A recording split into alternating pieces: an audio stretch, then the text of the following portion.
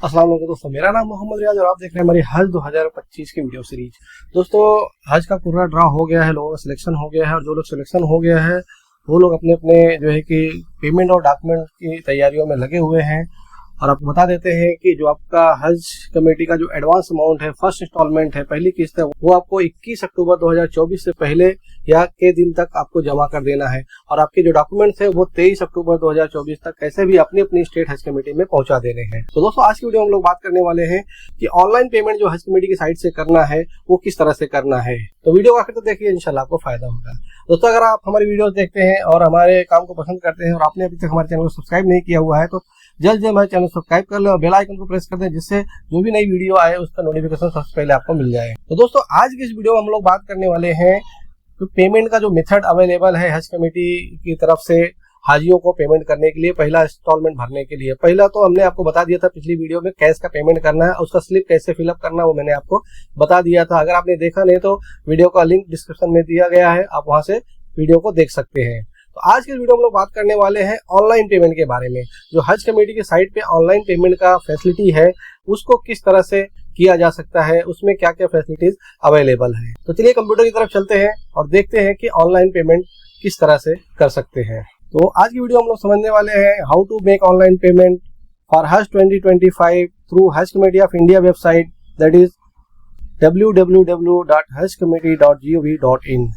तो इसके लिए सबसे पहले हमको हज कमेटी की साइट पे जाना है। तो हज कमेटी की साइट पे हम लोग जाते हैं तो वहाँ पे सारे मेनूज हैं, उनके ऑप्शंस हैं, अबाउट अस है, हज 2025 है, सर्कुलर्स है, मीडिया है, एक्ट एंड रूल है, कॉन्टेक्ट अस है और हज सुविधा के बारे में है। तो हम जो है कि हज 2025 के मेनू पे जाते हैं। वहाँ से हम तो जब हम हज 2025 का मेनू खोलते हैं तो वहाँ पे ऑप्शंस आ जाते हैं, हज पॉलिसी, हज गाइडलाइंस, पिलग्रिम लॉगिन, अनाउंसमेंट्स, इस तरह के ऑप्शंस आ जाते हैं।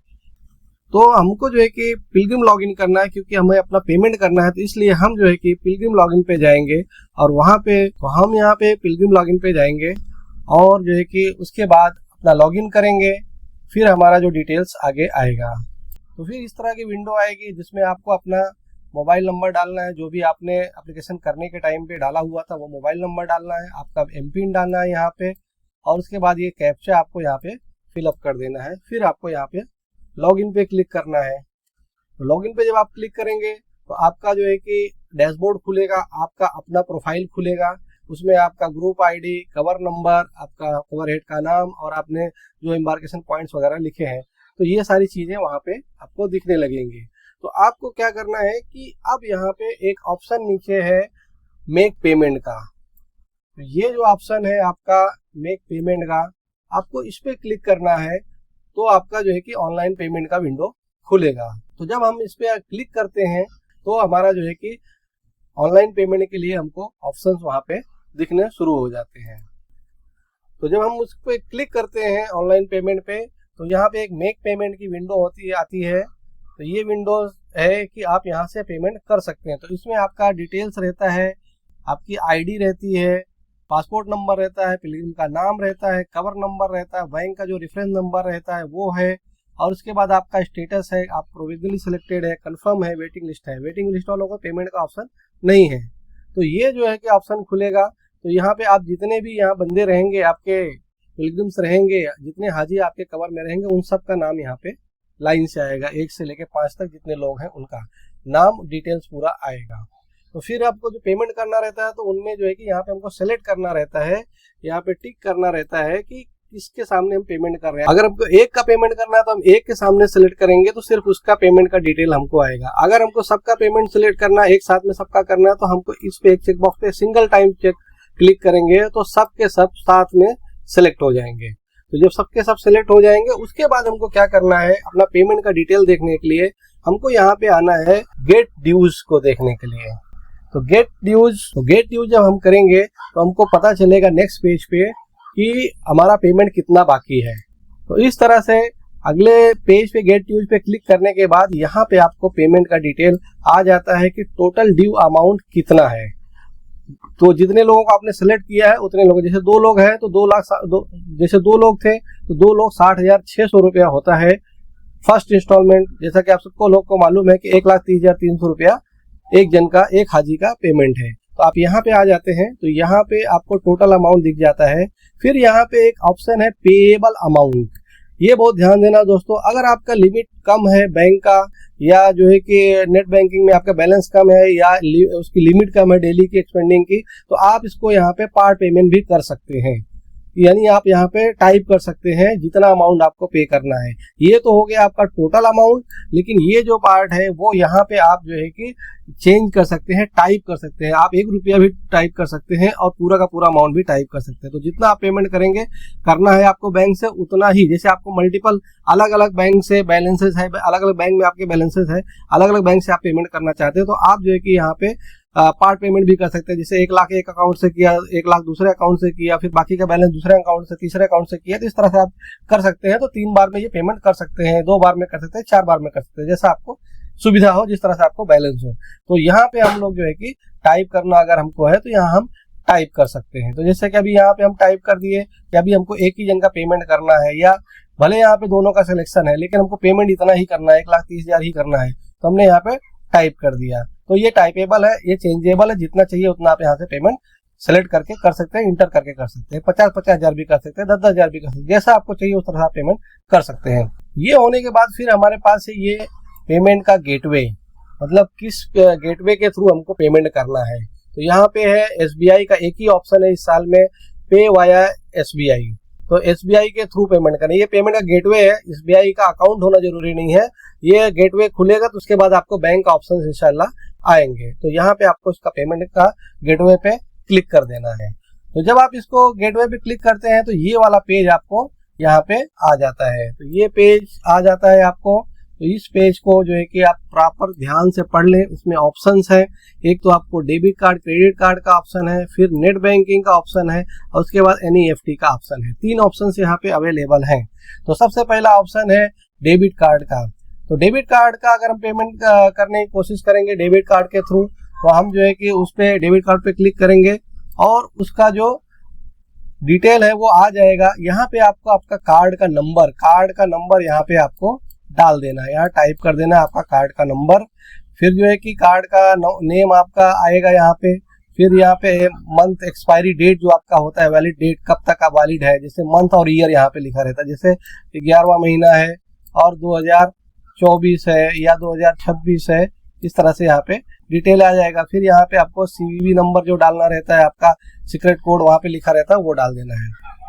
फिर इसको यहाँ पे वो पूछता है कि अगर आप GST का जो है कि रिफंड लेना चाहते हैं, इनपुट टैक्स क्रेडिट लेना चाहते हैं, जो इस पे GST लगेगा पेमेंट पे, हालांकि इस पे कोई GST है नहीं, तो जो भी लगेगा अगर उसको लेना चाहते हो तो आपको GST नंबर डालना पड़ेगा। ये ऑप्शनल है, आप डाल भी सकते हैं, नहीं भी डाल सकते। उसके बाद फिर आप पे नाउ पे क्लिक करेंगे। फिर आपका जो है कि डेबिट बैंक का फिर आपका बैंक का पोर्टल खुले, वहां से आप जो है कि आपका पासवर्ड वगैरह और OTP वगैरह डाल के पेमेंट कर सकते हैं। तो ये जो रास्ता है वो डेबिट क्रेडिट कार्ड से पेमेंट करने का ये तरीका है। उसके बाद जो दूसरा तरीका हमारे पास अवेलेबल है दोस्तों, वो है इंटरनेट बैंकिंग का। तो इंटरनेट बैंकिंग पे जब हम लोग क्लिक करते हैं तो इस तरह का जो है कि उसका इंटरफेस आता है। तो इसमें सबसे पहले आपको जो है कि जो पेमेंट गेटवे है वो यहाँ पे सेलेक्ट करना पड़ता है, और इस बार जो पेमेंट गेटवे है ओनली वन है, सिर्फ SBI के थ्रू है।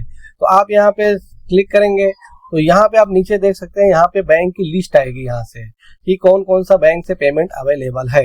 तो जब हम जो है कि पेमेंट गेटवे पे क्लिक करते हैं तो उसके बाद फिर बैंक का लिस्ट आती है, इस पे हमको जाना है। तो यहाँ जब हम जाएंगे तो यहाँ पे इस तरह से लिस्ट आ जाएगी।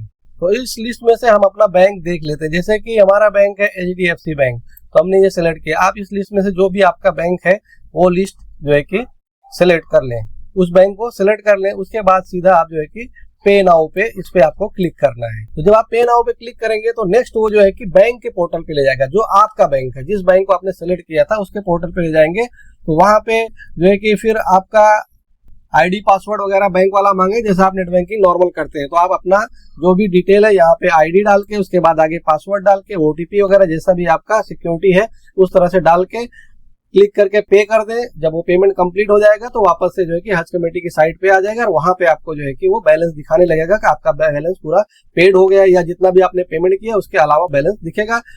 दोस्तों जब हमारा पेमेंट कंप्लीट हो जाता है तो उसके बाद हम वापस से जो है कि पेमेंट में जाते हैं और वहाँ पे जो है कि हमें एक चीज़ देखने को मिलती है, ट्रांजैक्शन हिस्ट्री।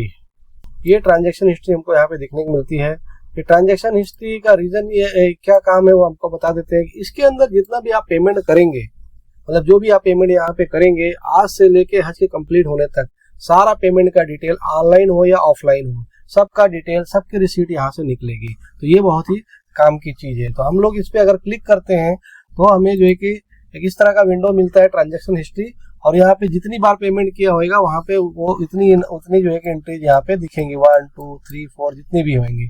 तो आज जैसे हम लोगों ने पेमेंट किया है और पेमेंट का स्टेटस यहाँ दिखा रहा है सक्सेस हुआ है, अगर फेल रहेगा तो भी यहाँ रिसीप्ट दिखेगी। ऑनलाइन पेमेंट अगर फेल हुआ रहेगा तो भी यहाँ पे दिखेगा, तो आप उसकी भी रिसीप्ट निकाल सकते हैं। फिर उसके बाद जो है कि जब हम यहाँ पे आ जाते हैं तो जो भी रिसीप्ट 1 2 3 4 जिस डेट की हमको वापस से निकालनी, फिर से निकालनी है, तो वो ये है रिसीप्ट। ये यहाँ पे उसका बटन बना हुआ है, इस पे जब हम लोग क्लिक करेंगे तो हमको एक रिसीप्ट निकाल के देगा। वो इस तरह की रिसीप्ट होगी जिसके अंदर आपका सारा डिटेल होएगा और receipt number, bank reference ID, सब कुछ आपका यहाँ पे रहेगा। तो कवर आईडी वगैरह भी यहाँ पे रहेगा, तो आप चेक कर लेने का उसको प्रॉपरली। तो एक तो आप इसका भी फोटो ले सकते हैं और ये भी आपका रिसीप्ट की तरह काम करेगा।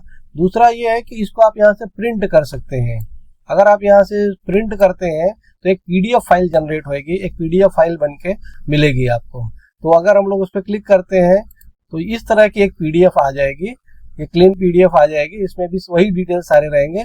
अब ये डाउनलोड होकर आपके पीसी या मोबाइल में आ जाएगी। तो जब ये डाउनलोड हो जाए तो इसका प्रिंट आउट ले लें और वो प्रिंट आउट जो है कि आपके सारे डॉक्यूमेंट के साथ में इसको लगा देना है और अपने पास भी एक रखना है। ये आप मोबाइल वगैरह में भी रख सकते हैं क्योंकि ये सॉफ्ट कॉपी है।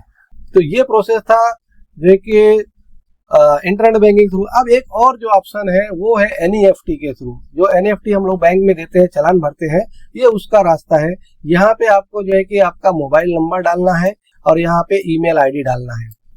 बाकी अकाउंट्स वगैरह ये खुद फिल करके चालान आपको दे देगा।